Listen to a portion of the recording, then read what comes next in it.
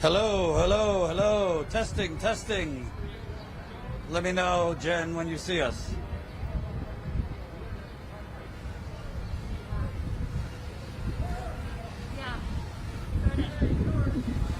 Dora, we're live. We are live here in front of the Shadow Convention in Milwaukee. The Shadow Convention here in Milwaukee. As you can see, we have some yellow vesters here. They have a giant, for some reason they have a giant wall, Trump style, for a non-convention. Wouldn't you know? They need a wall to protect $15 million. the DNC's this cost $15 million? They budgeted $15 to $20 million for this event. They budgeted $15 to $20 million for this event, just on the security alone. It's probably going to put them further in debt. So let's look at the signs here. We got Black Lives Matter. Press the like button. Share this. Might not be a traditional convention, but when life gives you lemons, raise hell. So Black Lives Matter, Medicare for all now. You got defund the police. Black lives still matter. You're not counting the ballots. Fix the public housing issues. Reparations for black people. Defund the police. You even got some, more creative stuff. It wasn't me. You got F the DNC on the pole. And this is right downtown Wisconsin. There's a contingent of yellow vesters who came from all over the country here. We interviewed some of them last night. Tomorrow on the final night, I believe there's going to be just delegates protesting and things like that. So let's see here. When the DNC cheats Bernie, the DNC cheats you. Check the exit polls. I'd love to interview you when you get your vest on. This guy was spitting real truth. So, as we've been showing you, obviously it's different because there's no in-person convention, but people still came. You got, I'm here for Franco Delgado. Tell us who that was. Representing South America, the wars in South America that the U.S. is involved in. We need to get out of the wars in other countries. So I take it you're not holding your breath that Building Back Better for Joe Biden is getting out of other countries? Not at all. It's another Bernie platform that we're going with and hoping that we can do some justice. No war in Iran, for one thing, in other countries. But we have friends from South America here that were representing these people that have been killed senselessly. And they've been run out of their homes that they've been at for hundreds or thousands of years.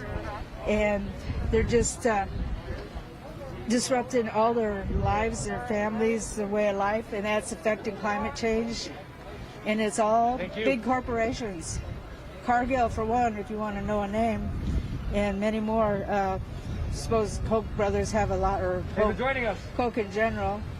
Big Oil, Sinclair, all those. Last night, I don't know if you got to see all of it, but they brought in Colin Powell, like that's supposed to be some wonderful diplomat to brag about. They brought in Cindy McCain and showed a video of Joe Biden and John McCain's friendship over the years. Tonight's Michael Bloomberg, but it seems like they're bringing in a lot of these neocons under the guise of, well, we could disagree, but these are overall fine people. I don't think a lot of people across the world think Colin Powell or John McCain were fine people. It's all big money still. It's all they're interested in is filling their pockets, and they don't care who they step on to get to it. They're burning down the rainforest and everything else to build grasslands for soy and cows, and now they're forcing us to eat soy that while they eat the good organic stuff, I feel, and they're forcing us pretty much to live on their fast food junk. We got to save our organic foods, and we can turn the world around by just doing that, saving our food. And our friends in South America don't have a voice. There's other countries too where they don't have a say because they have no access to internet or phones or anything. So we have to be the voice for all that. They're all, I feel, watching us, and they all wanted Bernie to win too because they knew that we'd have hope. Without hope, what do we have? We have nothing. We have to have hope for our kids, for our well-being.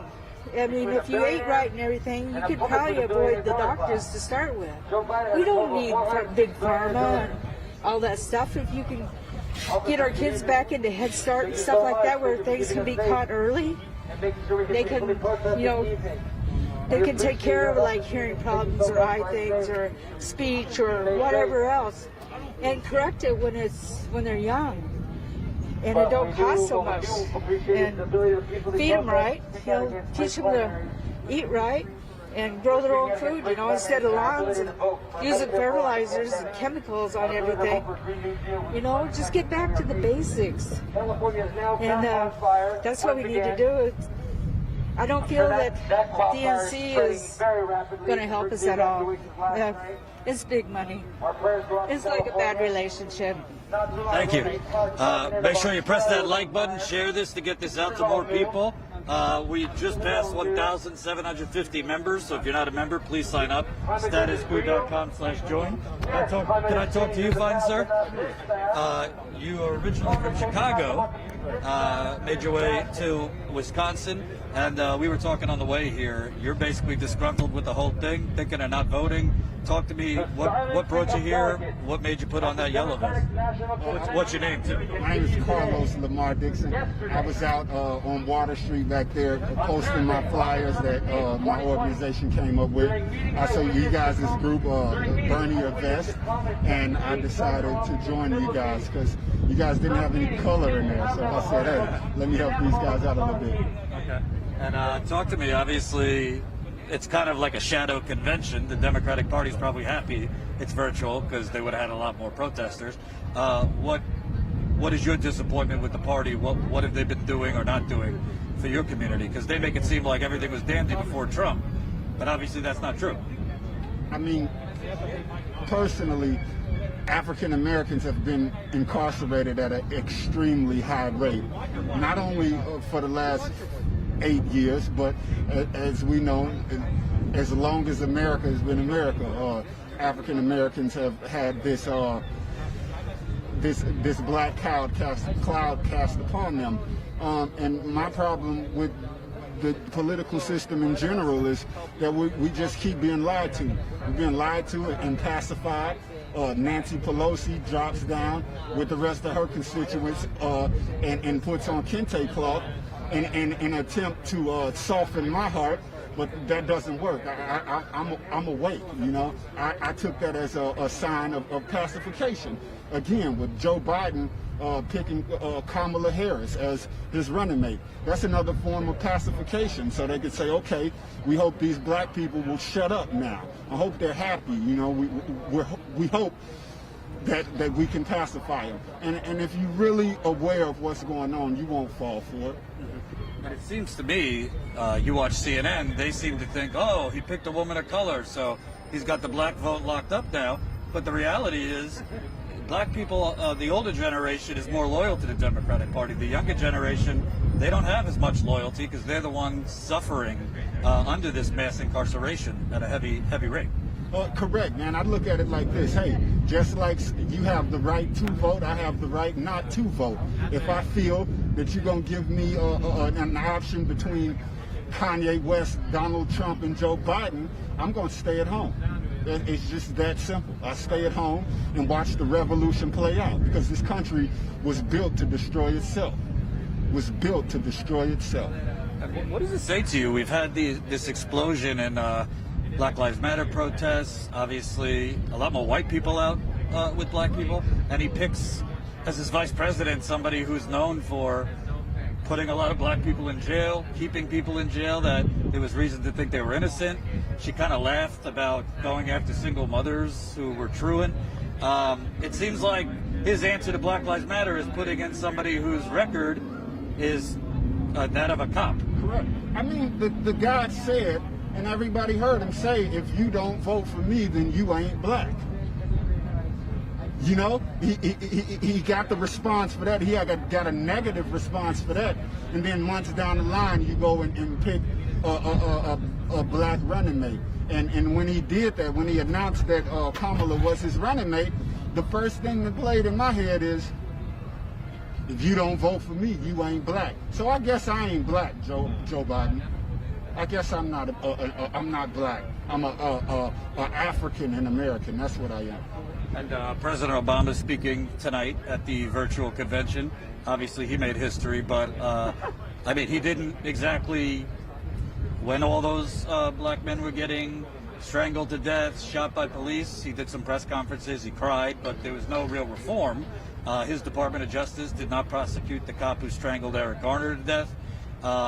So these are kind of the people that are running the Democratic Party, yet they say, well, look at Trump, he's so outwardly racist. Does that argument convince you, this lesser of two evils? Let's get Biden in there and we'll try to move him left? Because that's the argument being made by a lot of people on the left. Absolutely not. I remember seeing an interview with Barack Obama calling Kanye West a jackass. Barack Obama's a jackass. All right, he's lied to the African American community. He's held secrets from the African American community. He's not going to tell us all the money that he's got from these, what do you call them, these PAC corporations funding him to get in office. Hey, Barack Obama and the rest of the politicians, they can play this role with people who aren't aware of what's going on. There is a very small group of African Americans who understand the foolery that's being played, you know, and it's disrespectful to me. I don't like it, but at the end of the day, it's going to take more than me to get upset. It's going to take the whole African American community. It's going to take the proletariats to get upset and overthrow this system that we are struggling to even to play together. We can't even play together, you know? We're struggling. In the white community, there's been this obvious gaping generational divide. I mean, Bernie did a lot better among people under 50. People like Biden do a lot better among people that are older. Seems to be that way in the black community too. I remember covering things in South Carolina. I mean, most older black voters couldn't say a nice thing about Biden, but they're just like, well, he's safe, or I was told this, or he's been around. Do you see that generational divide among black voters? Because it seems that, for lack of a better word, white, black, older people tend to be voting more consistently for these type of corporatists.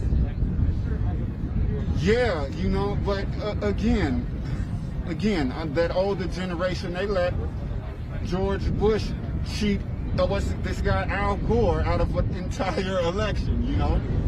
That's what the older generation is here for. I just like to say this, man. Okay, the younger generation, they haven't been here long enough to know what's good for them. The older generation, they got too old and they don't know what's good for right now. The millennials run this, man. They need to just sit back and let the millennials make all the decisions, to be honest. And with the protests that have been going on, some cities have said we're going to defund the police. In New York City, it's really an accounting gimmick. They're just like moving some decimals, but they're not really cutting anything.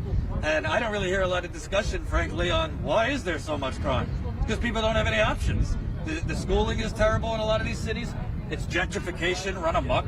They make like 10 blocks beautiful in every city, and then they leave the rest of the city to just go to hell, and they wonder why there's crime. I don't hear from Biden, certainly not Trump, taking that money and government jobs programs for black and brown communities. We don't need job retraining, we just need jobs. I mean, I've spoken with people who get retrained, but there's no jobs available for them. What would you like to see in terms of the economic redistribution? Honestly, as far as economic redistribution goes, I feel like, yeah, they should be defunding the police. It should be a reallocation. They should make our teachers and our educators feel like rock stars. Our educators should be millionaires. You know, they should be paid handsomely so they can feel great about going into the classroom Monday through Friday to raise the future of our nation. Our educators need to be paid more and respected a lot more. And you're from Chicago, which I think is one of the shining examples of police brutality, gentrification. Rahm Emanuel's like, he covered up the murder of a 16-year-old, 16 shots in a cover-up, and now he's like on TV as a political analyst all the time. He's on ABC News. He's quoted after debates on CNN. These are the people that are rewarded. Meanwhile, Chicago, they put a new mayor in there, from what I'm hearing from activists on the ground. She's a neoliberal too. And more people are leaving Chicago. More and more black people are leaving Chicago. Can you kind of talk about, that's where you're from originally, what are you seeing in places like Chicago and here as far as exiting of communities of color? As far as the exiting of people with color in communities, I feel like as long as these state governments keep supplying the people of color and the people in poverty with all this welfare and food stamps, just give us something that can help us out. Don't give us more pacifiers, give us things that's going to help us out. To be honest, as long as they keep upping the welfare benefits, the African American community will stay here, and it's the harsh truth, but that's what it is, you get people in this learned helplessness sort of mode, and then you continue to give them this, what you call assistance, but what we all know is just a crumb from the loaf of bread. You guys just passed $7 trillion in a month, and you can't give reparations to African Americans. I don't understand that. My stand on exiting from the community, hey, if this doesn't work out, this election, I'm going to Africa, where I guess the Republicans want me. And lastly, Kamala Harris is speaking tonight. The media is gushing over her, first black woman on a ticket. Could she do anything to make you think she's different or would govern differently than Obama? Because frankly, she might be president sooner than people think. I mean, Biden's older, cognitively has lost a step or two. Is there anything she could do or say that would make you think differently? There's absolutely nothing Kamala Harris can say that'll have me on her side at all. This country was built off the bodies and the backs of African Americans, and they continue to take that path even to this day. The politicians, they use rhetoric and they use words like freedom and liberation to get us, the African American community and the poor people, to get us riled up. Like, hey, they said freedom and liberation, but really it's just rhetoric. It's just a tool that they want to use to rile us up, to get us to the polls, and they can buy our vote. There's absolutely nothing Kamala Harris can do or say to get me on her side. You give up some reparations, then I might be like, hey, yeah, I'd like that lady now. But as for now, absolutely nothing. What's your name? Carlos Lamar Dixon. Thanks, Carlos. I appreciate it. Absolutely. So, powerful words from Carlos there. Like I said, behind the walls is a shadow convention, but you do have people protesting. And I think that's honestly should be said. It's also kind of ridiculous. They have, for 12 protesters, they probably have 12 to 15 cops I've seen around here. It's crazy. And they have this whole wall here. It's kind of symbolic, actually, of the Democratic Party. They have this whole wall here, when behind the wall, there's not a real convention. Can you imagine that? We came here just because we thought, let's give the microphone to the people, even if there's not that many people. It is a pandemic. But to have all of this gated off for not a lot of people in there, it's really something. How we doing, Jen? How we doing? Okay. 400, keep pressing that like button. Share this live stream. Maybe we can get some more members. That would be lovely. We're we're at 1,751 last time I checked. We'd like to keep signing up new members so we can keep on the road. We're going to be, after Milwaukee, doing some other cities and reporting after that. I was just saying it's crazy to see so many police officers, sir. Oh, the drone. Excuse me. Oh, drone regulations. Okay, let's see. How you feeling? Night 3. We had the wonderful Colin Powell yesterday. The ghost of John McCain. There was a video showing how wonderful Biden and McCain's relationship was. They also had a video showing, I guess, who was helped by Obamacare, things like that.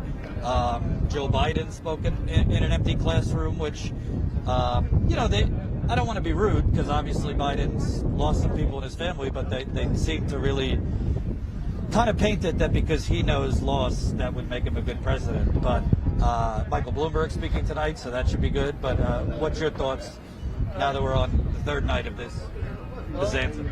Well, I think it's pretty funny that they're running on the same exact thing they ran on almost essentially, I would say Obama ran as a progressive at first, at the very least. But it's funny that Biden is basically running on the same exact healthcare plan that they ditched themselves, essentially, a whole 12 years later. So that's not going to go down very well. As for Bloomberg speaking, why do we have billionaires that bought their way into the primary, onto the debate stage where they snubbed Tulsi to get him on there? Well, I could give you 18 million reasons. He gave $18 million to the DNC. Got to keep him afloat. Maybe that's what paid for all this. Remember the 15 million or 20 million, whatever, for all this security. But as for, Milwaukee, I'm glad most of these people, I'm from here, but most of the people came from other places, Portland or wherever, California, Chicago, close or far. People came together and united, and I feel good about that. I'd rather be out here standing for something than and trying to unite people from across this country. I think we're doing a better job than they are. So let me ask you, because I really want people that are watching that aren't on your side to understand. Because I was seeing some responses to the videos like, I appreciate what you guys are doing, but let's get rid of this guy first, and then we can. And we hear that a lot. So you have Trump today. I mean, his press secretary was openly saying, yeah, we'll get back to you on whether he's actually going to leave if he loses, which is crazy. Yeah. That they're basically openly saying you might have to get the military to get him out. He was embracing Jen. He embraced Kanan. Trump embraced QAnon, the all-white supremacist group. So for those that might not like Biden, but they see it as this guy is much worse than like a corporate Democrat, why do you think, not that you're voting for Trump, but why do you think, no, they're missing it? If we keep doing this lesser of two evils, we're going to be back here in 4 years, in 8 years, basically being told again, you have to vote the lesser of two evils. Yeah, well, falling in line repeatedly has kept leading to this kind of moment where we're up against some, it's always monster versus monster, essentially. I would admit that in 2016, I did fall in line at the very end. I went door to door for Hillary Clinton at the very end because I bought what Bernie was talking about how we can get Medicare for all on the table with Hillary and stuff like that. And I honestly think we would have had a better chance at doing that. Biden is on the record saying nobody's standard of living is going to change. To his donors, he's saying that. And I think he's being general about everything else. As for Trump, oh man, the guy is unhinged, right? But for the people that don't necessarily align with what I believe in, about both of these candidates being right-wingers and corporatists and not really caring about the people on the ground.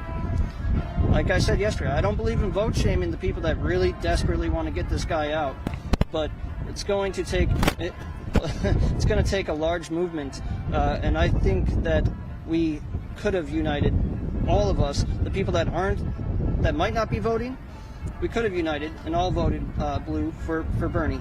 I think now the left is going to be scapegoated, even though I guarantee a vast majority of Bernie supporters are going to vote for Joe Biden anyway, just like they did it with Hillary in 2016. And despite the fact that more Bernie supporters voted for Hillary than Hillary voters voted for Obama in 2008. I understand the need to get Trump out.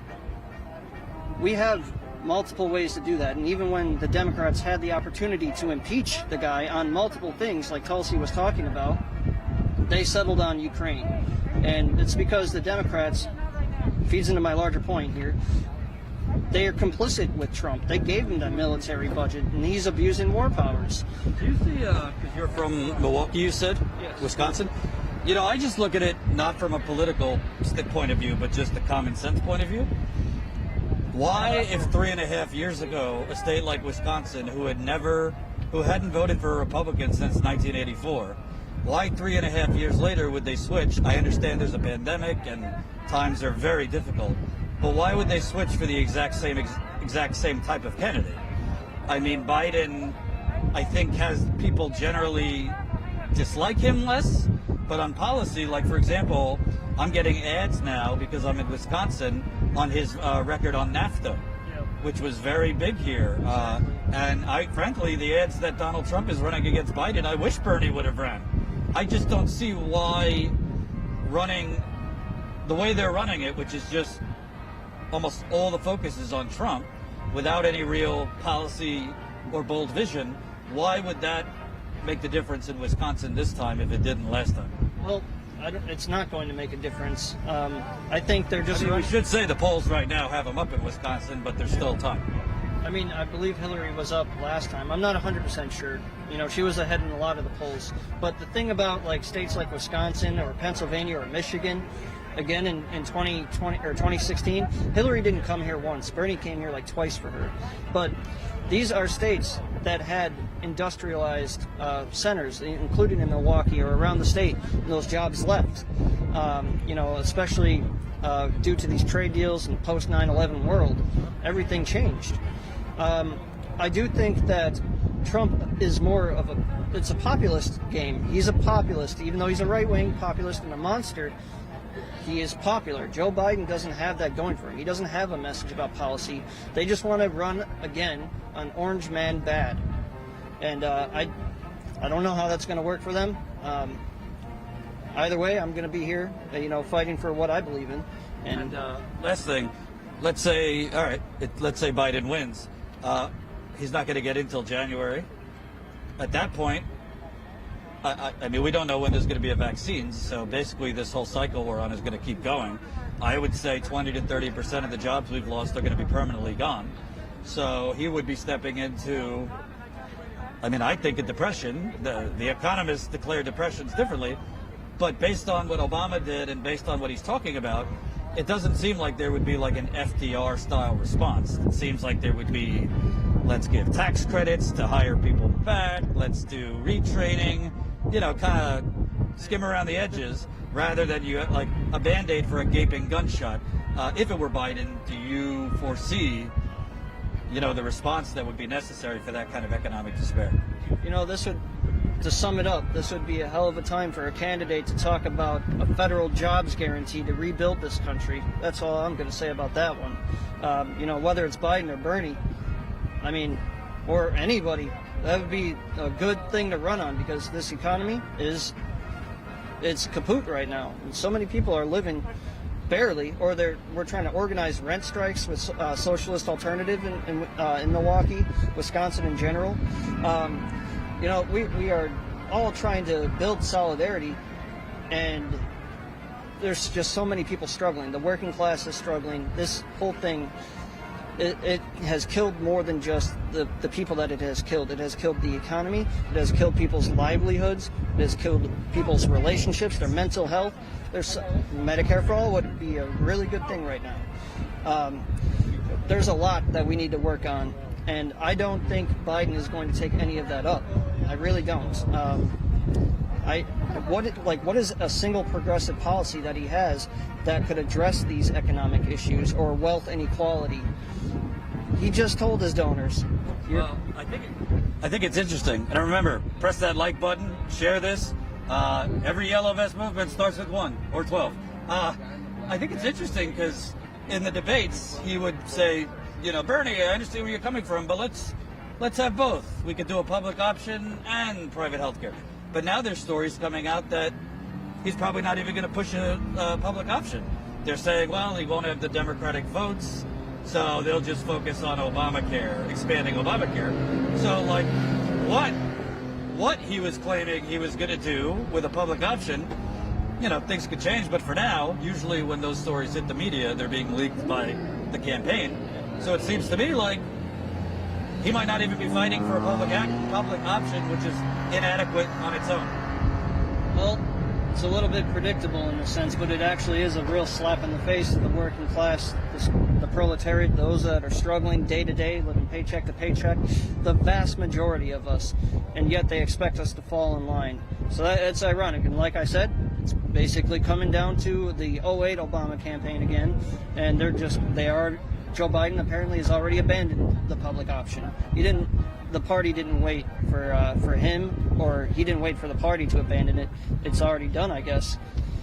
Is there anything President Obama in particular could say tonight that would change your mind? I'm not trying to change your mind. I'm just curious because so many people, including me, really, Obama spoke to them. I mean, I was really excited in 07, 08, just like many people here.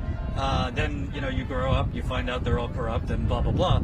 Is there anything he could say tonight that might make you think different? When it comes to Joe Biden, not really. But when it comes to organizing this country, I think he could have an impact if he said we needed to elect more progressives like Ilhan Omar and AOC and Rashida Tlaib and Cori Bush and others, because that's all happening from us, the people. But I don't think he would have that message. He's just going to talk about Joe Biden being his buddy and how important it is to get rid of Trump. And it's not going to be about policy. He's going to give a little bit of shout out to the young people, of course, the Bernie supporters, I think, because he did that in 2016. I have a pin at home that says the bright new face of the Democratic Party. Like they wanted to use Bernie, but to get people involved with the party, but they shafted him both times, and he probably is the one that pulled the cord before Super Tuesday anyway. Well, it's more than that. Obama, from all the reports, is the one that kind of got everybody to drop out and throw everything towards Biden. That's what I'm saying. It was an organized thing there. I mean, they waited until when they absolutely had to, and it looked like Bernie was pulling away, just like the leak said back in January or February. If he sees that Bernie is on momentum to win, he's going to pull some cards or pull some strings. And I don't think, I do think that he did pull people out, obviously, to help his buddy Joe. And it's kind of ironic, again, because President Obama was our first black president. And like you said, didn't do anything about serious reform with, like, police, for example, and for the community that is so proud of him. I mean, I was proud of him when I first saw him get elected. I was 17 years old. That was the first thing I actually cared about. But in places like here, for example, and I don't mean to get off topic, but Dontre Hamilton was shot 14 times by an officer in the park that we were at the other day, Red Arrow Park, where we marched from today. That's our epicenter of all protests in the city. We had to fight for. They ended up getting a federal review, but they didn't prosecute the cop. That cop ended up getting like severance pay because he got fired, he appealed it, and then he resigned. So he's collecting the majority of his pay tax-free for the rest of his life because that's his pension. Where are those reforms? Like, we need to have a president. Maybe there is something good that Kamala could do, because she said she wants to be a prosecutor president. Well, prosecute the police that are murdering our people. That's where I think maybe they could have some progress, but I don't think she's going to do that. I don't think Joe cares about it. He's just not on our side. He's not on the working class side. He's not on black people's side. He's not on poor people, young people, Latinx, you name it. The majority of the people, he doesn't have a strong message for. It's just, I'm not Trump. What's your name again? Matthew Bump. Thanks, Matthew. Appreciate it. There we go. I want to show this flag over here. Keep pressing the like button. I know might not be Occupy Wall Street level, but it's okay.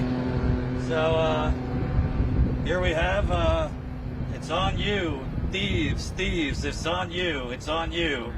And at the bottom it says, unfuck the system. this shit's rigged. Democracy equals dead. And the flag's upside down, as you can see. So that's the kind of the sentiment here. Let's talk to some other folks.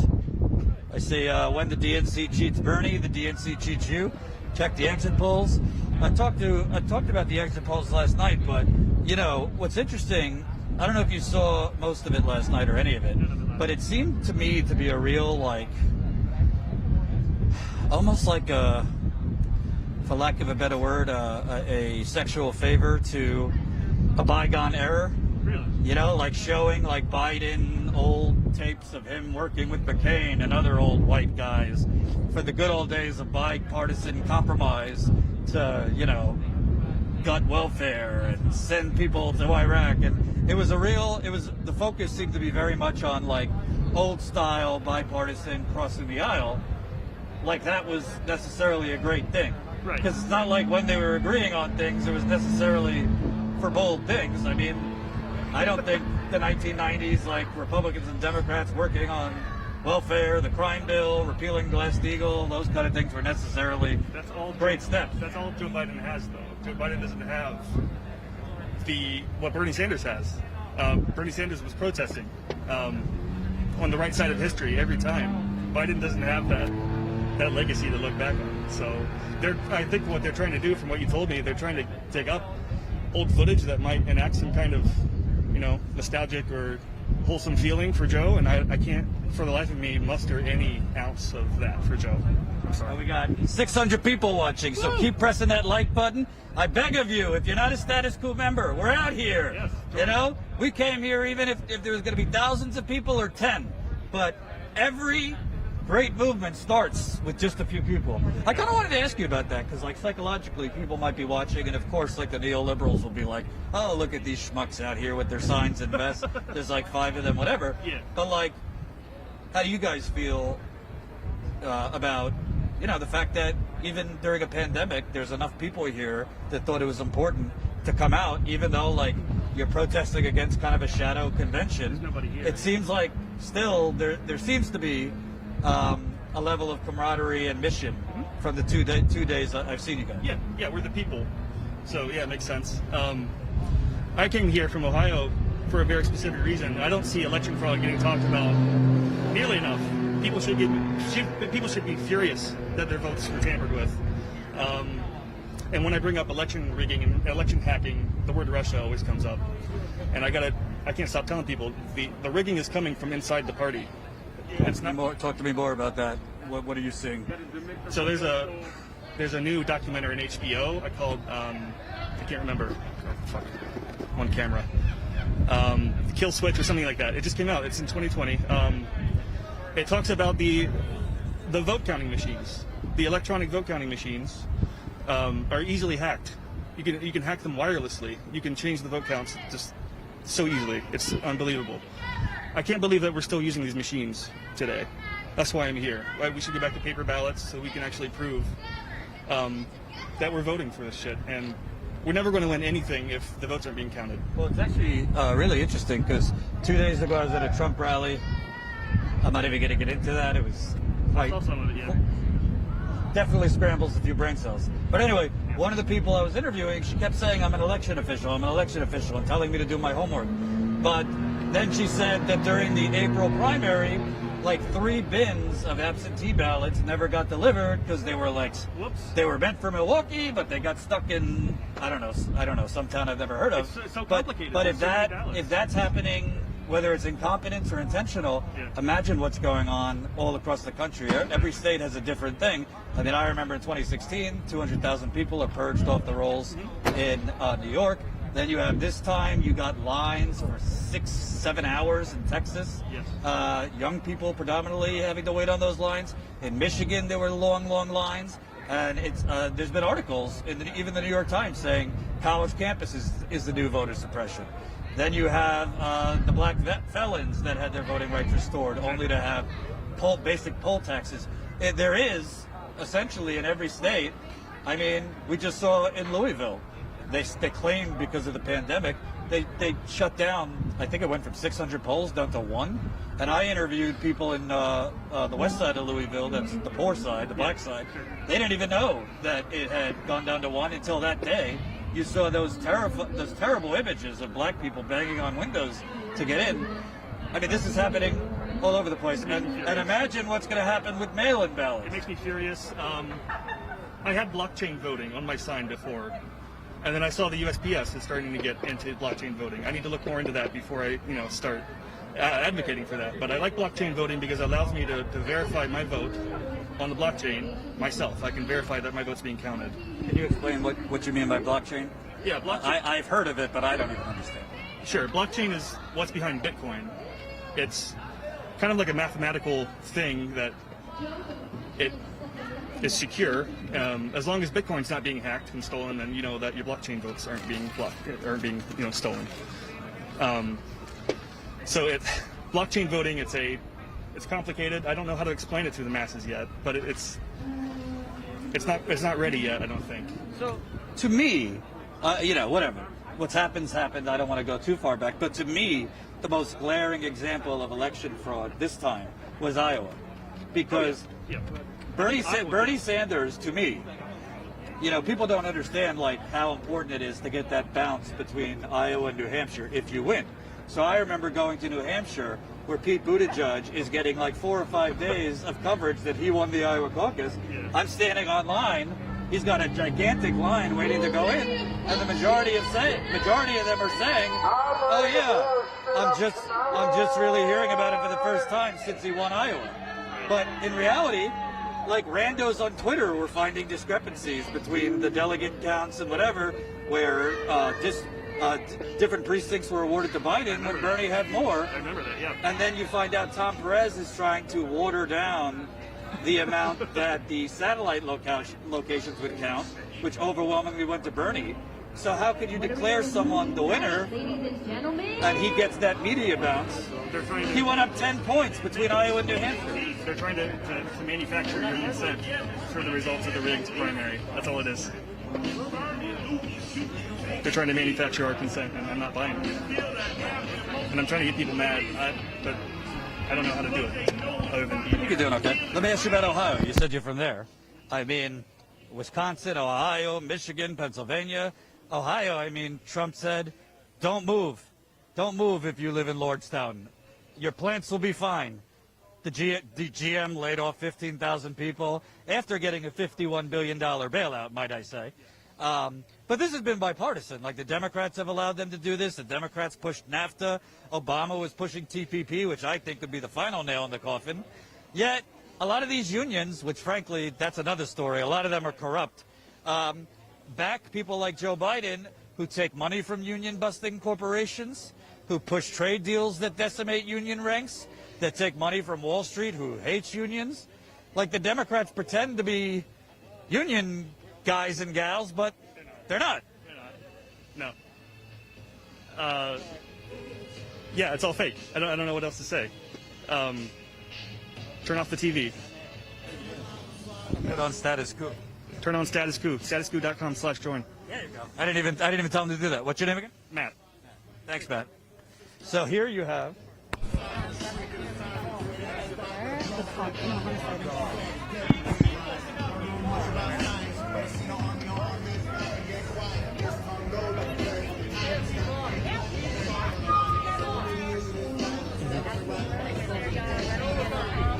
Okay. So keep pressing the like. Oh, Joe, look at that. Holy cow, our friend Joe is here. So you got people passing out money here. I'll take $1, thank you. Can I ask you about what you're doing here? We are the corrupt politicians that are accepting money. Instead of actually doing fucking anything, we're just collecting the money from the corporations. Wow. Now we're giving out our dollar bills, though. We can afford to lose some of those. This is a virtual convention, so there's not the big boxes where the donors pop their champagne. Where are the donors now? Where are the donors now? I don't know, virtual money is the new thing, right? The virtual world doesn't really affect that. I just have to say what they want me to say. But Joe Biden said he's going to restore the soul of the nation, so doesn't that make it all fine? That's interesting. So we're with Extinction Rebellion, and we just saw an article today that the DNC has removed any climate action from their agenda. I did see that. Yeah, how fucked is that? We're on a dying earth. And that was promised. That was promised that they would do that, right? So what happens? I think in LA the other day was 106 degrees. I saw that on Jimmy's show the other day. So they just removed from the platform that they would not give subsidies to fossil fuel companies. They originally said we'll end the subsidies to fossil fuel companies, but then just yanked that, probably because of their donors. Isn't that great? Yeah. They just keep lying to the people. And we notice, we see them. And, you know, we've ignored it for a lot of years, but we're not ignoring it anymore. It's fucked. It's all fucked. What do you think? Basically, all the media is focused on the pageantry of this week, all the speeches, this and that. But the reality is, tens of millions of people are facing eviction right now. People don't have health care. Do you expect this small crowd to get a lot bigger across the country as more and more people? We know how it works. Hope. One would really fucking hope. You know, and I really hope that we'll see Extinction Rebellion represented at the RNC too, because it's not that we don't like the Democrats, we don't like the Republicans either. We don't like any of it because it's all for show. They're just fucking puppets. They're not doing anything. They've been promising us since Bill Clinton's administration that they would do something, and they've done nothing. Actually, George Bush Sr. said that he would do something. None of them have done jack shit. So that's why we're here. Because if we don't, scientists have said 2020 is the final year to take climate action, or else we reach tipping points that we can't return from. So that's why we're here. I'd like to ask you, because we're seeing with the pandemic, a lot of people are getting fed up. Oh, I have to stay at home, this and that. There's not going to be any stay-at-home order when the climate catastrophe is here. You can't just close the door if your neighborhood is underwater or severe storms, drought, this and that. That's not going to be temporary. That's going to be permanent with climate catastrophe. Right. Absolutely right. And it's the same thing with the Black Lives Matter movement too, right? Environmental racism is huge. Who's being affected right now? The people that are living in the minority poor neighborhoods with the industries all around them pouring toxins and chemicals into the air, into the water, into the soil so they can't grow, as well as the people at the equator who are already facing heat, extreme heat and drought, and they're unable to grow food already. So it's like the system in itself is so racist, and not everyone can even see that. Right, so climate change itself is racist. Environmental justice itself is social justice. Because if we don't do something now, by 2050, we could be facing a billion people having to migrate from around the equator, and that's just like not manageable at all. So you mean Kamala Harris won't save us? You know, they're saying, oh, well, we put a woman of color on the ticket, so we believe we're being racially equitable. Right, no, it doesn't mean shit. And Kamala Harris also promised to make climate justice her number one one of her priorities with Biden. And look, I saw that article like 3 days ago, and now what have they done? They've completely taken that away. It's all bullshit. It's all bullshit. Even the media has fucked up like what's happened here and told untruths. So it's like we know that we can't trust what they're saying. They're saying, a lot of progressives are saying, we get it, but let's get rid of Trump and then we'll fight Biden. Do you think that mindset is naive? You know, from my perspective, outside of Extinction Rebellion, as Myra, I think it'll be maybe easier to have Extinction Rebellion's demands met, maybe, without a climate denier in office. But we're not even apolitical, we're beyond politics. We would love a government that could actually negotiate with us. That'd be great. But you know, 30 years of inaction, you know, we don't know. We just don't know. Thank you so much. What's your name? Myra Jansky. Thank you, Myra. Appreciate it. So we got Act Now. This is an emergency. Feel like I've met you before. Okay. We were talking about Why does Brentwood not have patrol cars? Hold on, sanitizing here. Has patrol cars all over South Central. Why is South Central riddled with poverty, but Brentwood is not? It's about reallocating funds. Things are percolating. It's about taxing corporations and paying Keep pressing the like button, share, all that good stuff. our elections are not rigged. Where one man has one vote. So I take it They're not suppressed. Joe Biden does not understand the emergency, is how you view things. The problem is they all give us a nice little outline of what they say that they're going to do, and then they get into office and you see that they are not doing what they say they're going to do. And for whatever reason, you know that the system is oppressing progress. I don't really care. Something needs to be done now. I have children, and I'm worried. I think a lot of people are hopeless, including my children. My daughter just told me, Mom, I've known that we were fucked since I was a little girl. She goes, just look at all this plastic. What do they think, that we're just stupid? We have a crisis in my daughter's age, she's 19, opioids. Children don't have any hope. They're up against the odds. I mean, we're just fucked. We've got to do something. We have to do something. And unfortunately, that means what is here has to change. But power doesn't usually change, it usually falls. And that's the hard part, because we don't want to accept that reality. We just want everybody to say, you know what, you're right, let's change things. Yeah, that's a great idea. It doesn't really work that way. It's like power isn't given, it's taken. And that's the hard part, I think, that a lot of us don't want to face, is that we're on the brink of something that we've all feared. I know I feared it my whole life. I've known that I would be in this position at some point in my life. I just knew it. And I also think fundamentally, you're not going to get change if the Democratic Party, the Republican Party, all of them continue to be servants to the very industries that are destroying the planet. You can't actually set policy if you're not the one setting the policy, if your donors are setting the policy. Well, yeah, of course. And then there's the fear that even if you do decide that you're not going to take the money, well, you end up suicided. Or you just get lost somewhere and you don't, we have a beautiful world. Unfortunately, what we are looking at is the ugly part. But us, buddy, have to do something about it. If not us, who? If not now, when? I mean, this is a tale as old as time. This has gone on throughout human civilization. Power is inevitably corrupted, and it's time for a change. It's really compelling, too, because I remember in 2016 at the DNC, it was really an alternate reality. Like, it was like, I don't know, in the Wells Fargo Center or something, donors all over the place. They were making it seem like we're united, and then the people in the streets were like, let's storm through the gates. Here, they have this beautiful pageant going on virtually. They had the roll call yesterday from 50 different states. The media is gushing over the whole thing, that it's powerful. And here you have this kind of like, silent army, because it's obviously a pandemic. But I think there's a lot more of you guys here that have been really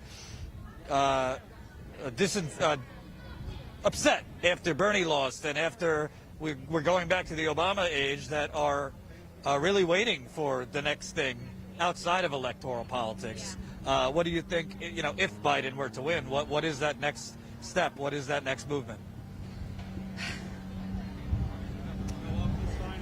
I don't think Biden's going to win. So it's hard for me to assume, I don't think he's going to be able to pull it off. Because he's basically running Hillary Clinton's campaign on steroids? Yeah, basically. Yeah, and again, Hillary had a great environmental policy in place. But she failed. Climate failure. And that's kind of what we're looking at here. There's no money in being green. I made my children's food from scratch. Not many people do that. Not many people live that life because it's hard. I spilled my breast milk and cried for 20 minutes on the floor in the kitchen. Life is hard sometimes. And people want the drive-through and the fast food and the plastic. Well, I mean, it's not sustainable. And you're going to destroy my children's future. They're going to have to migrate to Canada when they're old. I mean, Canada's beautiful, don't get me wrong, but Chicago's our home. There's no place like home. There's no place like Chicago. And to know that our animals are dying, 4% of wildlife exists on this earth, of mammals. 4%. That's just insane. 60% livestock. For what? Us to eat? Most of us are fat. Like, we're not eating to live. Like, we're just... It's out of control. The system is out of control. We need a reset.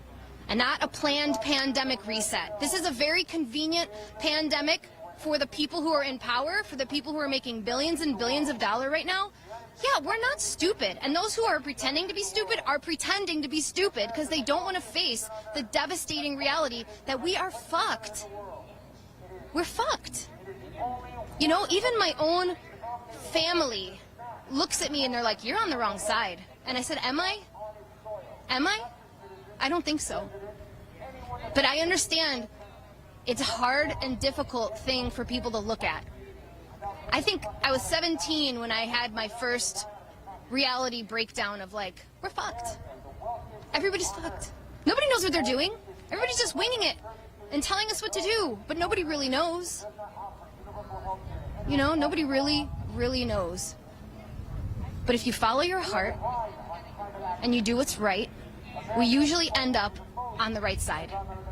And I'm on the right side. I know it. I don't need anybody to tell me. It's something that I was innately born with. And I know that we are all innately born with that. And it's the programming that we're fed that makes us doubt ourselves. You know? Wrinkle cream, McDonald's, fast food, everybody wants a pill. They want to take the carbon and dump it someplace. How about we just stop making the carbon? How about we just do that? Why don't we do the right thing? Because it's not easy, I understand that. But, yeah, thanks for listening. Powerful words. What's your name? Jamie. Thanks, Jamie. Appreciate it. Wow. Keep pressing that like button. Powerful, powerful. Oh, I hear Jeff Bezos. Always like ranting against him. Keep pressing that like button. I assume at this point the speeches are underway. Tonight, Kamala Harris. 3 new status quo members. Holy cow. Welcome, Sky. Welcome, Sean. Welcome, Corey. Join us. Statusquo.com/join. We're out there with thousands or 12. It really doesn't matter. More than 12, excuse me. Hey, I think it's even more important during a deadly pandemic because if the Yellow Vest movement becomes something, you could argue in America these were the first here, right here in Milwaukee for the Shadow Convention. So definitely keep joining. It's as low as $5 a month. Tomorrow we're having a members call in the field. So Jen and I will be with the members, 4 o'clock Central, 5 o'clock Eastern. So if you sign up, you'll get the link to join us via Zoom. And keep pressing the like button, subscribe if you're new here, and let's hear what he's talking about. We're not free to elect the people we want to vote for. And there's no justice for all with rigged primaries. That's not justice. Can you hear me, DNC? We're upset. We're upset about you rigging our primaries and purchasing our democracy, not allowing us to elect the most favored candidate for all the problems that we're facing. The candidate that is actually proposing solutions to the problems, the existential crises that we're facing. First and foremost, climate change is the most existential crisis that we are facing, that we must address. We had to have already addressed it. We're late on climate change, and you're blocking it. You're blocking the Green New Deal, and we see you doing it. We see you rigging the primaries.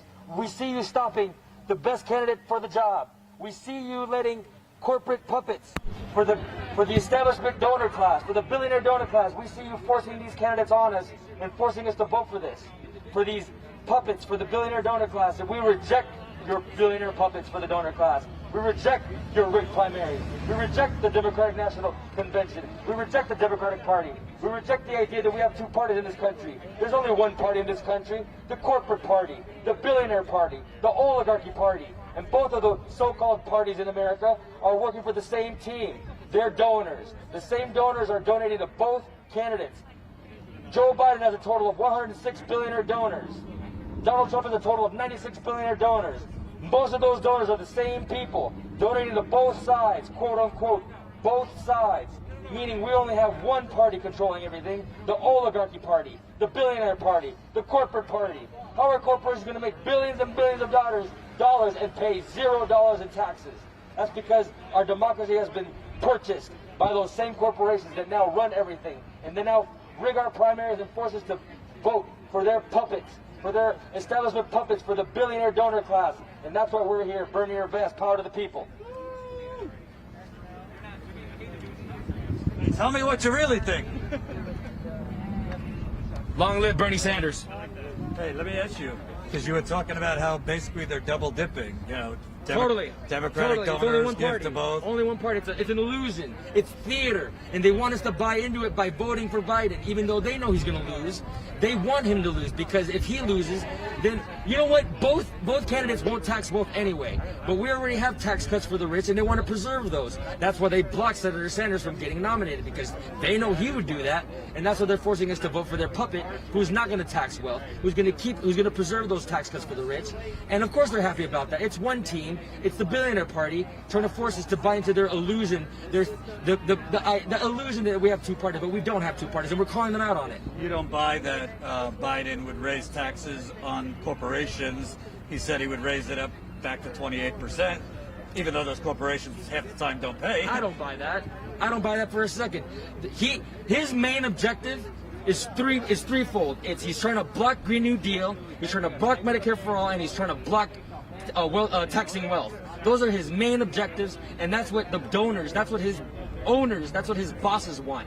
That is the main three objectives, in my opinion. That's probably what's going to cost them the most, is a Green New Deal, cleaning up our environment, Medicare for All, ending healthcare for profit in this country, and of course taxing their billions and billions and endless amounts of wealth that they just continually accumulate.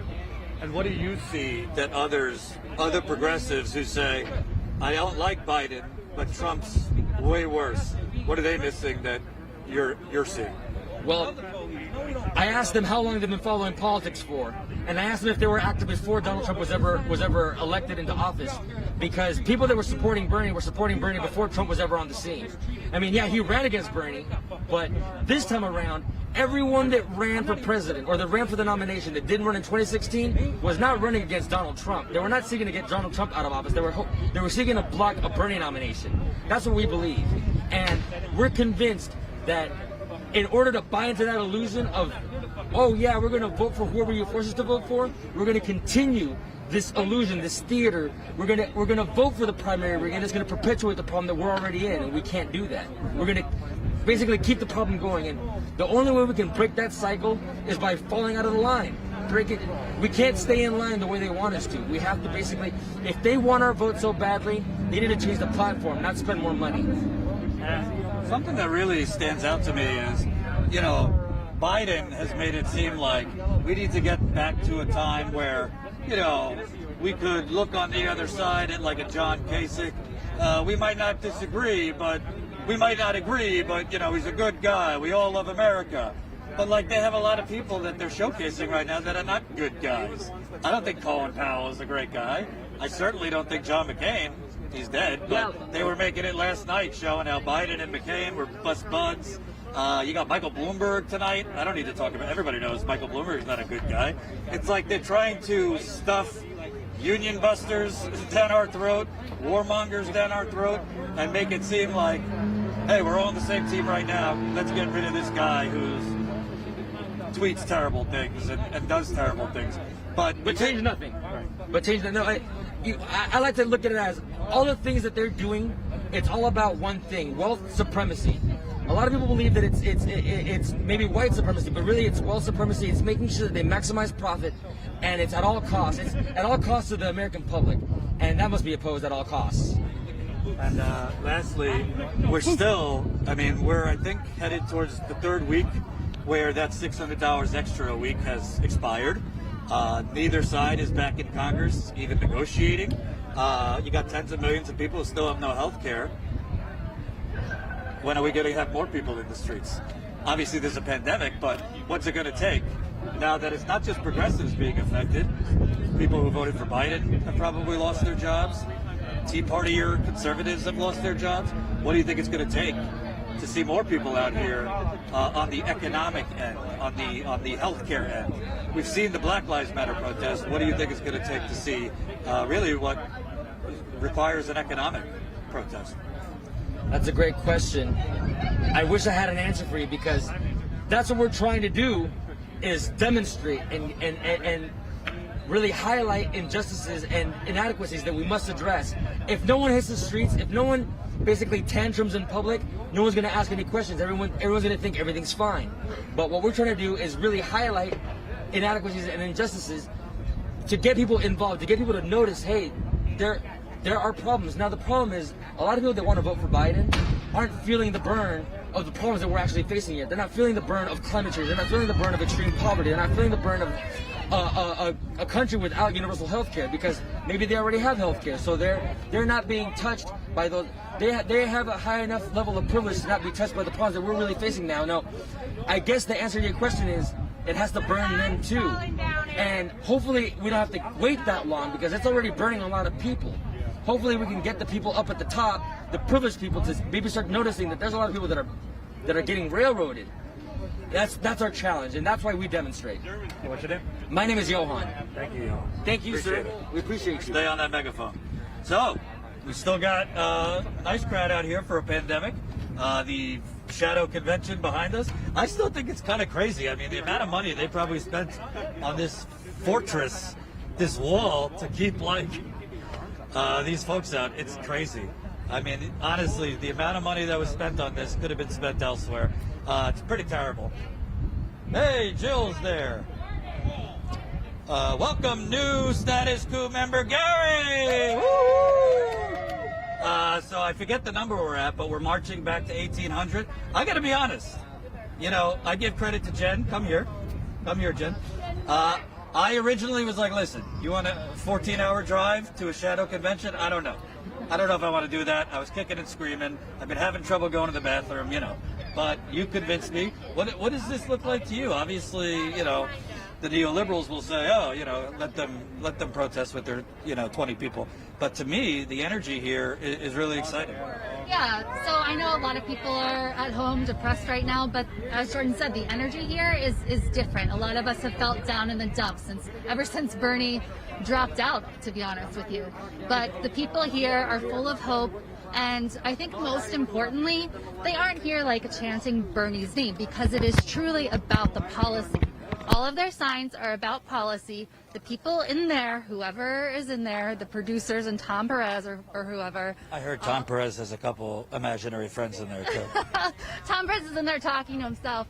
But the people are here. The people care about policy. All of the people who are going to be on at the convention tonight, who do we have? Warren and Kamala and God knows who, Obama. President Obama. Who else is there? Couple others. A bunch of centrist, corporatist Democrats, and that's where the Democratic Party is. It's all about identity politics. It's all about platitudes. Out here is where the talk of feeding people, Medicare for all, defunding the police, Black Lives Matter. This is where the messaging is. This is where the people are. And truly, based on polling, the policies that are here, that these people are protesting for, are the policies that Democrats support. So yeah, it's a good vibe out here. And kudos to the people who are here protesting. It's hard in a pandemic. It's expensive to come to Milwaukee. We couldn't have been here ourselves reporting without all of your support through super chats, through the statusquo.com/convention blog, the GoFundMe. Your support has been incredible. But think about the average person right now dealing with job loss from COVID. So the fact that these guys are out here at what Jordan keeps calling a ghost convention, which is very apt, is great. And yeah, the vibe here is good. That's what my shirt says, positive vibes only. And I'll tell you who is not out here, just keeping it real. Young Turks not out here. CNN not out here. MSNBC not out here. Our other friends in indie media not out here. We are, because we think it's important. And that's why we show up all around the country. After this, we're going to be doing some other stories in cities on the way back on our drive back. So definitely, if you can, sign up, statuscoup.com/join. Hey, Jill, can I get you back in here? The audience loves you. Woohoo! This is our friend Jill. She infamously said she's thinking about voting for Biden, but it might require some Ambien and rum runners. I do not endorse mixing the two. So this is not Status Quo's prescription. This was Jill's prescription. I was just telling her about your, unhealthy Ambien and rum mixture. Oh, yeah. But that's okay. Oh, yeah. I tell people I don't endorse that. No, he but doesn't. for you, He that's said, fine. No, Jill, don't do that. And I said, thank you for carrying Jordan. So Made you look. 2020 sucks. And Kamala Harris for the people, Medicare for all, no exceptions. slogan. Remember when she was, for the people. I'm like, really? And I don't know, do you remember at the debates when they asked the question, who on stage supports Medicare for all? She raised her hand. And then she said she didn't hear the question. Yeah, here she is raising her hand. Yep, I do. And I come, remember that? Medicare for all. No excuses, no exceptions. Do you buy it all, the argument, because one person said it, that let's say whether it's Biden or Trump, you got millions of people get together. Yellow vest movement happens. Yep. Do you buy the argument that Biden and Harris should have more of a chance of getting them to cave to demands if there was a movement than Trump? Nobody's going to cave.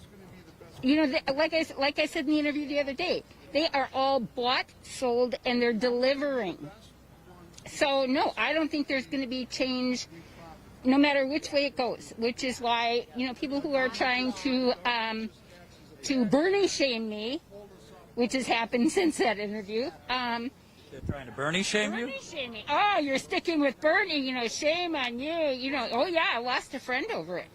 Yeah, I had to hang up on her because she kept saying, you have to, and I'm all right, later, No, I don't have to do anything. I have to vote my conscience, my beliefs, what I've worked for my whole life. Why in the world would I cave now? I'm not going to do it.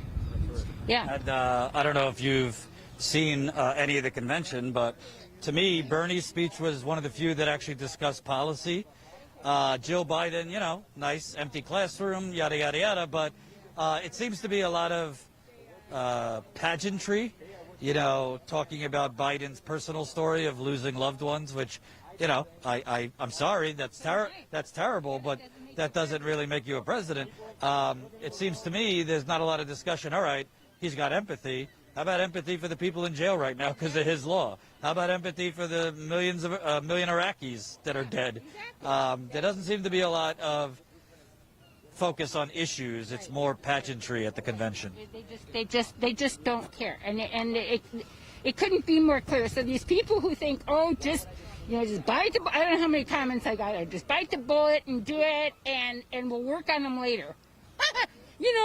And I got a bridge to sell you that goes to flipping nowhere. It's not going to happen. It's not going to happen. That is the most ignorant. That's what I call willful ignorance. When you believe that, really? Why would they? Why in the world would they? He didn't budge when he was the candidate. Exactly. Why would he budge as? Exactly. And then, Michelle Obama, I told you, I couldn't watch, I didn't watch any of them. I caught little excerpts of this and that. But Michelle Obama, this is what my friend got pissed off. She said, oh, did you see Michelle Obama? She was fantastic. And I'm like, yeah, I saw a few excerpts and no, she wasn't. And I said that, this whole thing of, when they go low, we go high. Yeah. And how's that worked out for us? It hasn't. It just hasn't. And we're dealing with a new low. This is sub-low. Well, she's high at her Martha's Vineyard mansion. They bought a mansion in Martha's Vineyard. Yeah, exactly. So she can afford to go high, can't she? Yeah. Yeah, she can. She doesn't have to worry about health care. She doesn't have to worry about insurance. She doesn't have to worry about her kids, college debt. They don't have to worry about any of that. And I also have to say, where was she when Biden was a candidate, when there was, how many of them were there, 25 running? Where were they then? Nowhere. Did they come out and endorse him then? No, but now all of a sudden, he's our best hope, And, and the whole, puppy eye thing, that she did, well, this is the fight for our lives. You have to vote like your lives depend upon it. And I'm like, you know what? A lot of people's lives depend on having Medicare for all. Here we go, flipping of the signs. Medicare for all. That's what people's lives depend on. And so, you know, and of course she doesn't support that. And, you know, I've got a son who doesn't even have health care because he's in that category where the cost of Obamacare is excessive. He can't do it. And then with the deductibles and all that, people don't even use it because they can't afford to use it even if they pay $600, $700, $800, $900 a month for it. You can't even afford to use it. So this whole thing of, oh, we'll just make, you know, Obamacare better. No, Medicare for all. No excuses, no exceptions. And I'm just tired of hearing all the blah, blah. Yeah, because she doesn't have to worry about any of it, like you said. So let me ask you, because you're a totally admitted hippie from the 60s. You were protesting when you were 12. Does this kind of remind you, has a lot changed since then? Because it seems to me, I've been reading about Henry Wallace, who was FDR's vice president. The Democratic Party screwed him. He should have been president when FDR died, but they rigged the convention so that Harry Truman would become president. But it seems to me like a lot of things people were protesting in the 60s, they're protesting for the same things. Obviously, we got voting rights for black people, but they're still being executed, you know. Black people, yeah, well, they wouldn't even research, you know, re-up that act, you know, the Voting Rights Act. So, yeah, no, I think it's actually worse on multi levels. One, because not enough people are out here doing what we did back then. I mean, we stopped the Vietnam War. It would have kept going if it wasn't for the protesters. Where are they now? Where are they now? You know, these wonderful people with yellow vests who came here. You know, I just applaud them because they came from all over the country to stand up for what they believe in and to say, no, this is not okay. This is not a democracy. This is not a republic. This is nothing. We are no better than any other country on the planet. And I'm going to catch it for that, and I don't care. I am not afraid. I have to speak up now because, you know, this is what my life and my kids and my 6 grandchildren's lives depend on. Not Michelle Obama and her kids, not Biden and his kids, not Harris and her stepkids. You know, it's we, the people. And I am just tired of it. And you know, when I think back of those days, somebody commented on the link, the interview from the other day and said, oh, I love Vietnam War hippies. You know, you guys are great. And I said, and she says, it's sad, but yet it's beautiful. And I said, you know what's so sad is I think back on that time, and I marched with Peter Paul and Mary once, and, you know, I don't know if anybody knows who Peter Paul and Mary is. Anyway, I just think of their song, The Answer's Blowing in the Wind, and to think that 50 years later, 55 years later, it's still blowing in the wind. And the answers are simple. We all have them. Everybody here has the answers. Why can't they figure it out? You know what I think the problem is? And as I always say, disclaimer, not all older people, because we got a lot of older progressives who are wonderful. But there's a lot of people in your generation that are selling their children and grandchildren down the river.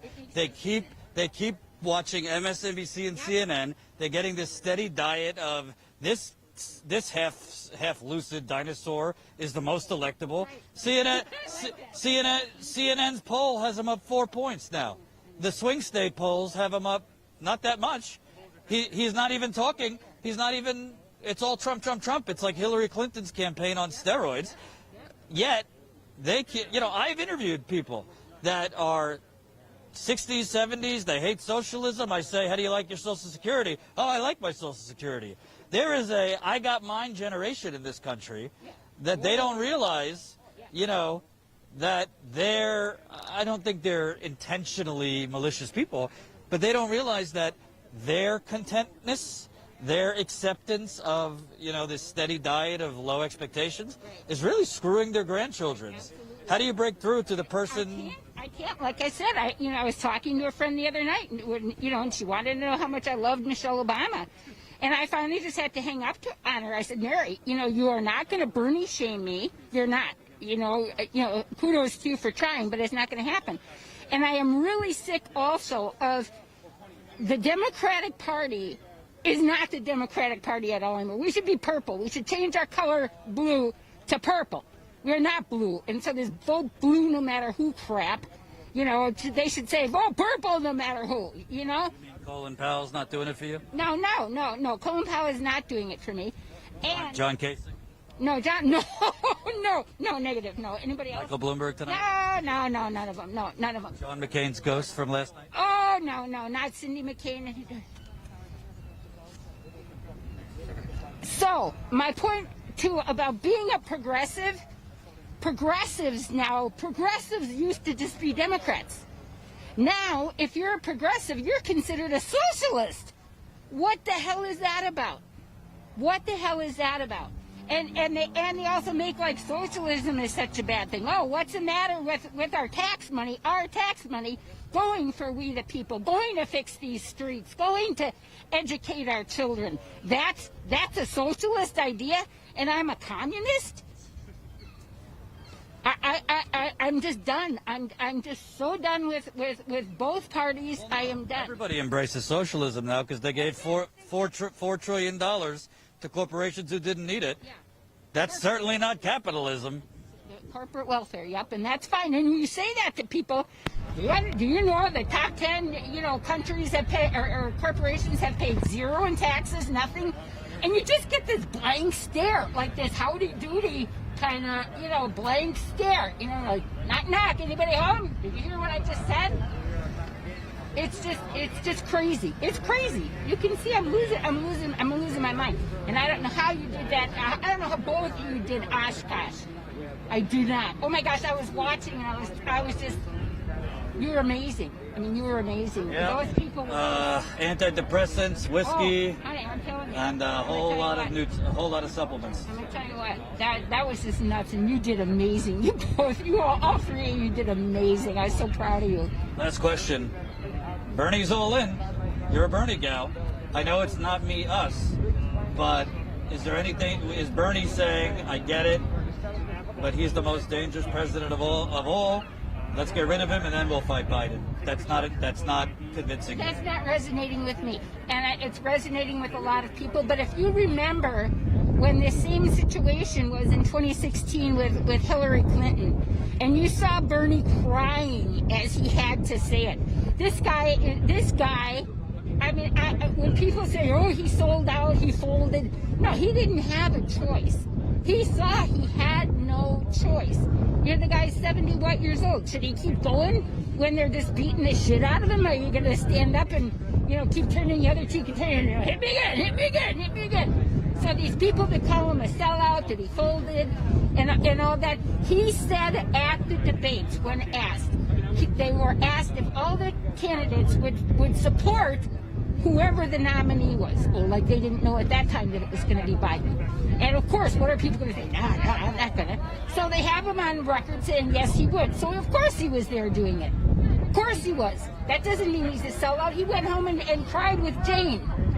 And probably had a drink and some Ambien. Thank you. Let me get these folks over here. Okay. We had these folks marching. What's your name, sir? Mark Kelderman. Where are you from? Brownsville, Wisconsin. Oh, Wisconsin folks. You? Carl, Red. So, what brings you out to the Shadow Convention here?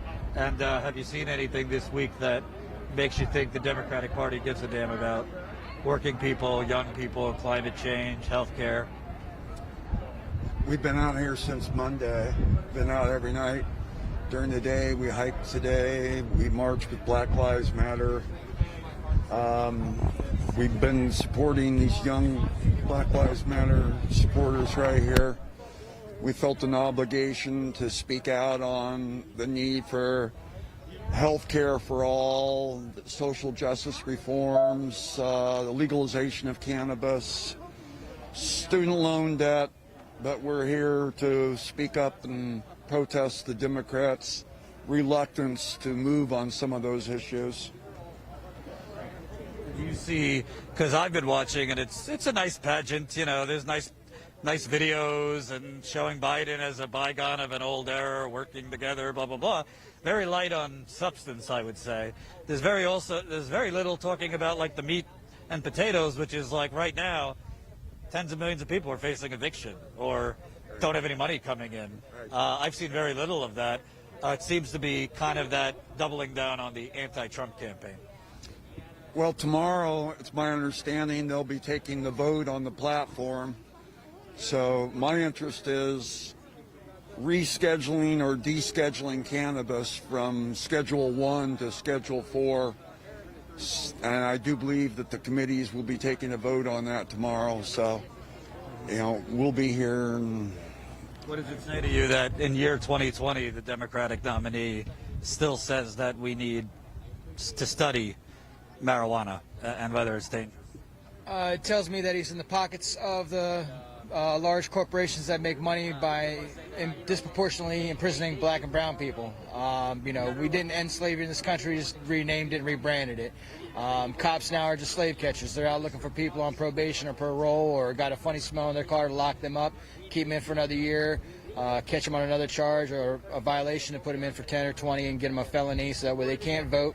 It removes them from the voting roll, so therefore, you know, the injustices that they suffer, they don't get to speak out against. Every other civilized country, a lot of the European countries, the prisoners are the first ones to vote.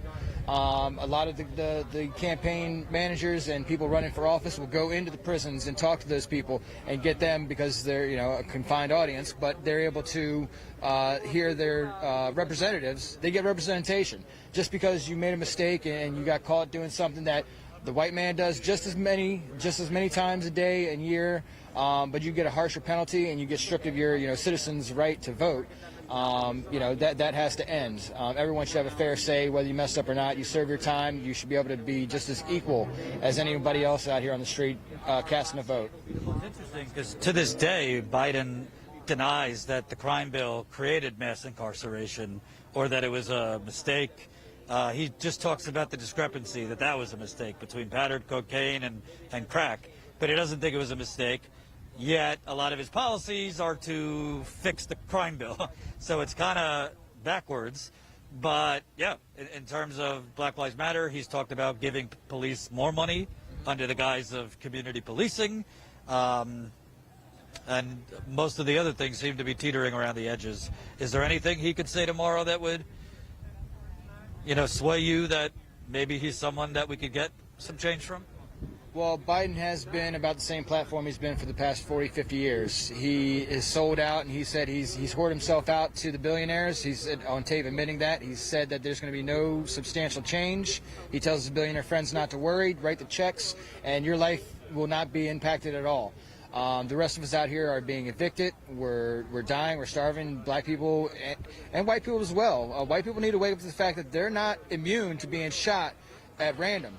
I don't know the exact case, but an officer in Arizona shot a man crawling on his belly in an Arizona hotel because somebody seen that he had a pellet gun or something, and he was shot like a dog, crying for his life on his stomach. And white people need to wake up and realize that just because it's not, you know, popularized right now, they're being shot and murdered by a police state, a militarized force that is acting more like an army to oppress the people who speak up more so than to, you know, quell crime. Cops don't stop crime, they show up afterwards. And they don't stop riots, they show up in riot gear and riots break out. It's amazing how whenever they don't show up in Portland and things like that, and you know, there's no heavy police presence here. They're not coming out in riot gear, there's no riots. You know, when they come out and they look for trouble, they find it. And if they have to create it themselves, they will. But Biden and his policies, going back to that, he's been the same politician he has been for 40 years. I don't think anything's going to change. We know who he works for, and he doesn't work for the 99%, he works for the 1%, and that's who he'll continue to work for. And last question. Respectfully, this doesn't seem like your first rodeo. What exactly, I'm still trying to figure it out, what exactly to you does restore the soul of the country mean? To me, it seems, let's just move the corruption back to the back room and get rid of these crazy tweets.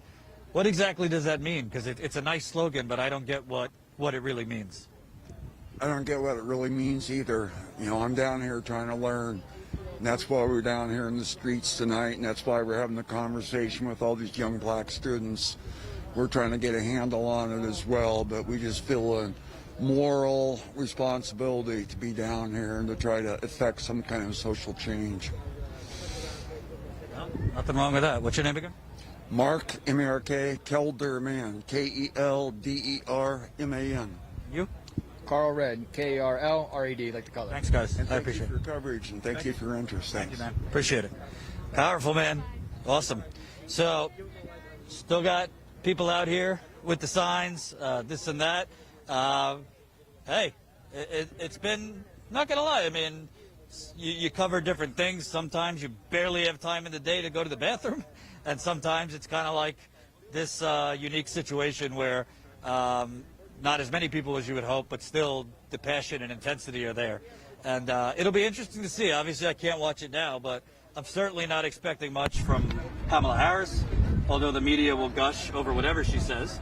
Obama, you know what you're getting. Wonderful, poetic phrases, but not a whole lot of substance. That's it. I only want to speak with you because of the status quo mask. No, I'm just kidding. So Thank you for that, by the way. Yeah, sure, That's sure. a nice gift. If you sign up as a member, I think, Jen, what do we got? Like 5 left? Yeah, we ordered 50. We didn't know how many people would want them, but Maybe we can get 5 by the end of the night. Yeah, everybody wants them. Statusquo.com/join. Sign up. So you've been here all week. You know, you didn't know what to expect because it's a pandemic. Who knows how many people are going to come?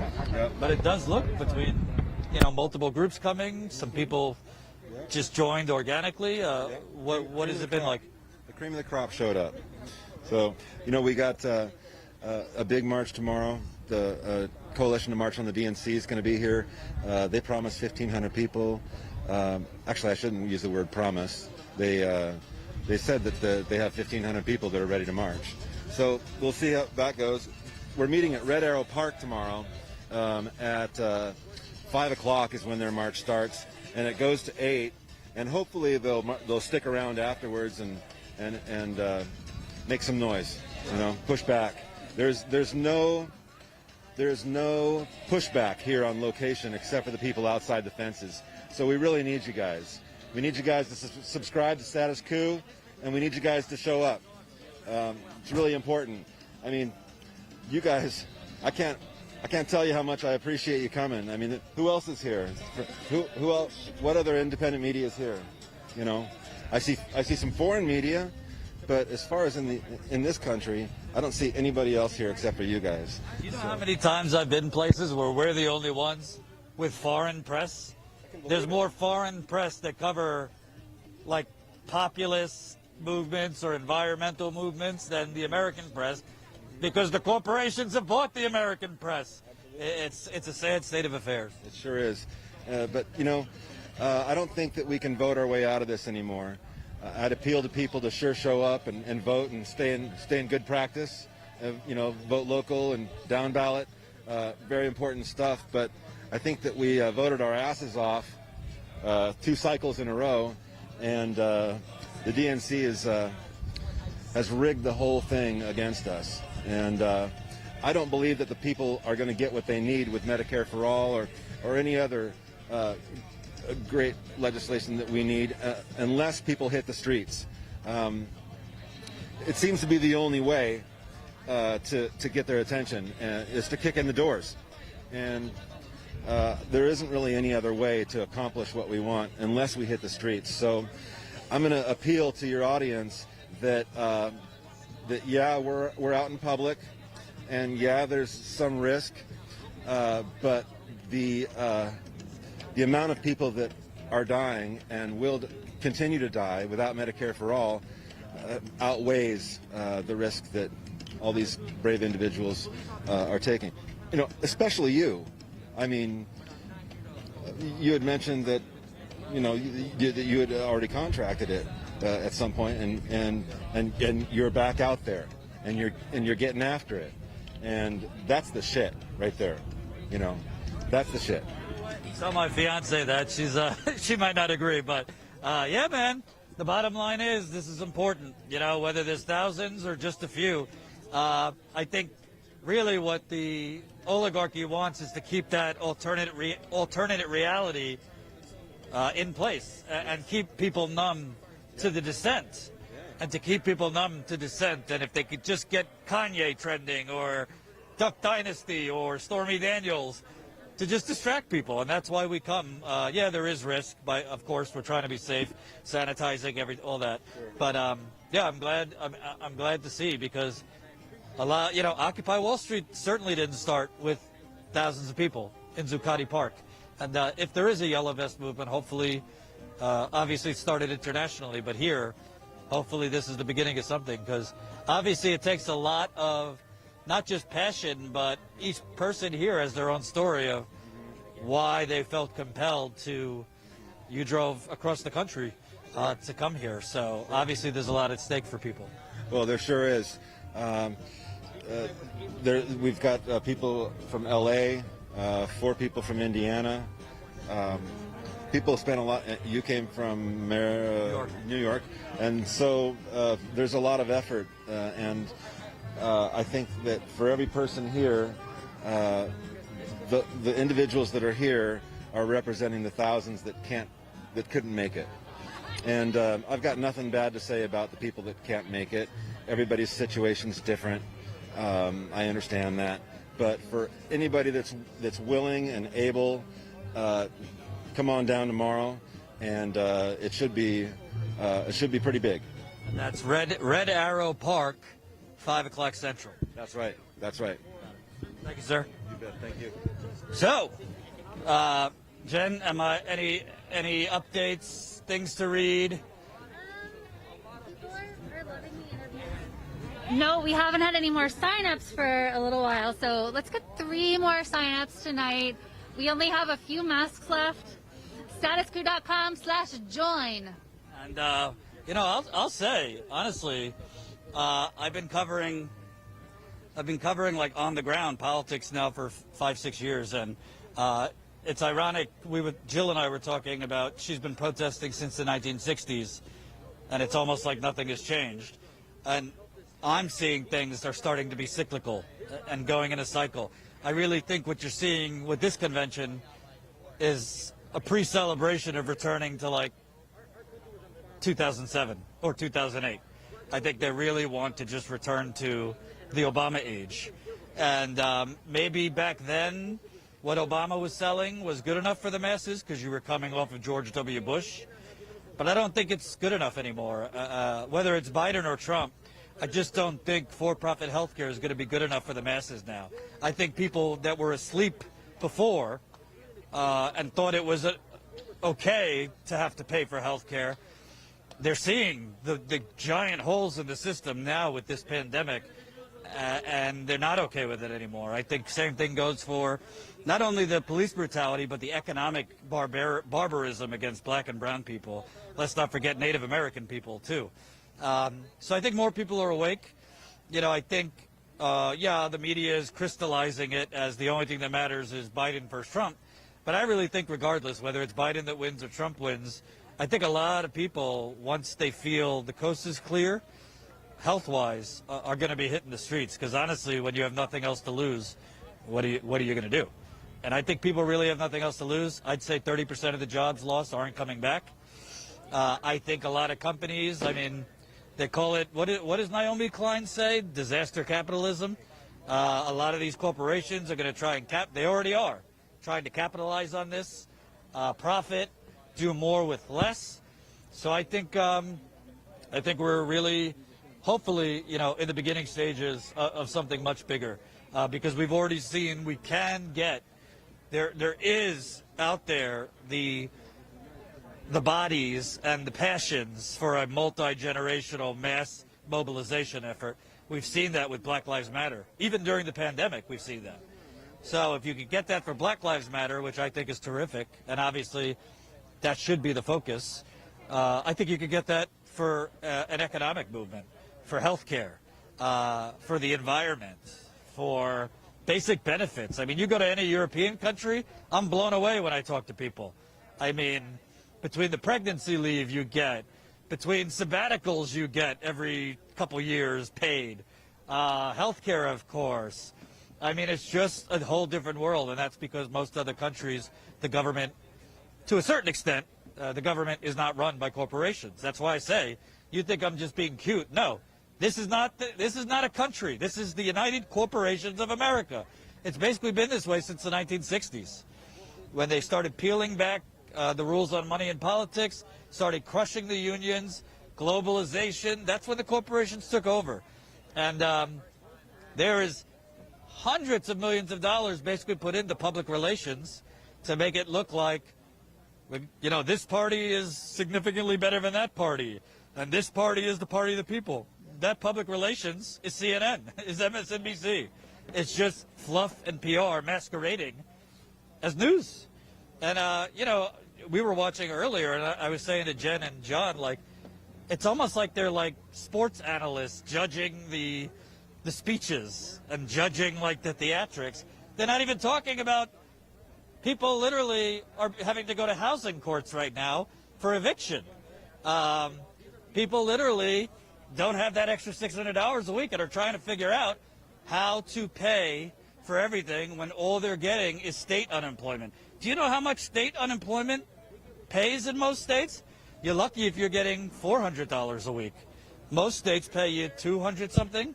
I think somebody messaged me in North Carolina, 189. This is the economic Hunger Games.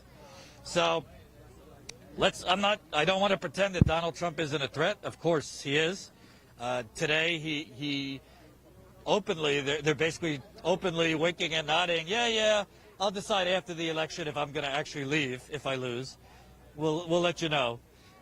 He basically, kind of like after Charlottesville, he said, oh, good people on both sides about white supremacists. Now he's basically QAnon. He said nice things about, which is a crazy white supremacist group.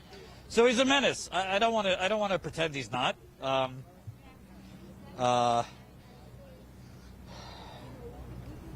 This is what they were doing. Yeah, I knew this was coming down the pike. Breaking news, I kind of knew this was happening, but it was still in the negotiations. The state of Michigan is offering to pay $600 million to the victims of Flint. So this is a years-long settlement fight that the state of Michigan is expected to pay about $600 million to victims of the Flint water crisis, according to two people with knowledge of the settlement. It's not a done deal. I happen to know not all sides have agreed to it. To tell you the truth, $600 million is an insult. Just look at the BP water spill. That was BP oil spill. That was 87 days. I think that was like $6.2 billion for the BP oil spill. 87 days for the oil spill, 18 months for toxic water. You do the math. So $600 million might seem like a big number. It's not for the damage that had been done to the people of Flint. I got to look. She just showed me the headline, so I don't know all the particulars. But I've spoken with people that are involved in that lawsuit, and the $600 million, the fine print also is not good enough. So obviously I've been on Flint for many years. We'll update you. If you want to join the members call tomorrow, we were going to tell you we're going to be going to Flint on the way back from here, in addition to other places. So definitely sign up as a member if you haven't. Statuscoup.com/join. I'll get the skinny from some sources on that settlement. But again, $600 million for poisoning a whole community for 18 months and then leaving them to die after. They certainly don't have Medicare for all in Flint. $600 million enough for all the children who are forever damaged? The brain damage, the behavioral problems? No. $600 million is also not going to fix all the interior plumbing in those homes that are damaged. So, not good enough. For me, I wouldn't even start under $1 billion if I'm the people of Flint, but that's just me. So anyway, so the members call tomorrow night.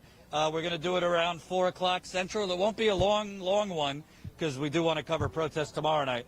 But 4 o'clock Central, 5 o'clock Eastern, we'll have our members call. It's through Zoom. You'll get a link if you're signed up as a member. A lot of fun. You don't have to be on video if you don't. You could mute your video. And you could ask us whatever you want, questions, comments, concerns. It's not a formal thing. We have a lot of fun. I'd put it we'll probably do an hour or so before we go cover protests, but we wanted to do a members call from in the field. And frankly, we've lost a lot of members. Honestly, COVID, a lot of people have had to cut everything from their budget, including membership. So we get it. But if you can, support us. Honestly, I think actions speak louder than words. You see anyone else here? You see anyone else going to Flint? You see anyone else going to cover pipeline fights? You see anyone else going when General Motors laid off 15,000 people? We were there. You see anyone else when, people are having to protest literally at the top of their trees in Virginia to stop oil companies from knocking down their trees to put a ticking time bomb under their property? We were there. You see anyone else going to Seattle to show the economic terrorism Jeff Bezos is perpetrating? I mean, I could go down the list. We've been around. We were covering police brutality and Black Lives Matter before George Floyd. We went down to Dallas last year to cover the execution of Botham Jean, a 26-year-old black man who was just hanging in his apartment when a white police officer intruded in and killed him, and then tried to pretend she thought it was her apartment. So this ain't our first rodeo, and we'll continue going out. We were in Iowa, New Hampshire, Nevada, South Carolina, California, Michigan. We do not have any money from big banks, I'll tell you that. No money from fossil fuckers, big pharma, big real estate, Silicon Valley, military industrial complex. We don't have their money. We don't want their money.